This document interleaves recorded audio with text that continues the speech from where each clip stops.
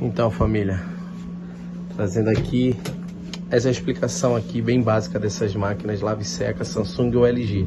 O princípio de amortecedores é o mesmo, tá? Aqui tô filmando a frente dela. O cliente relata aqui que tá trepidando muito na hora da centrifugação quando tem roupa. Então o primeiro passo a conferir aqui são os amortecedores dessa máquina. Aí você tem que tirar a tampa traseira, soltar uma ponta de um parafuso do amortecedor, certo? Essa aqui é uma chave 10. E logo em seguida, quando você desencaixar aqui, ó, esse modelo aqui é de uma Samsung e o princípio da LG é o mesmo. Vocês vão sacar esse lado e não precisa tirar esse outro aqui de baixo não. Simplesmente vocês fazem isso, ó. Se ele subir e descer com essa facilidade, gente, o amortecedor tá estourado, tá?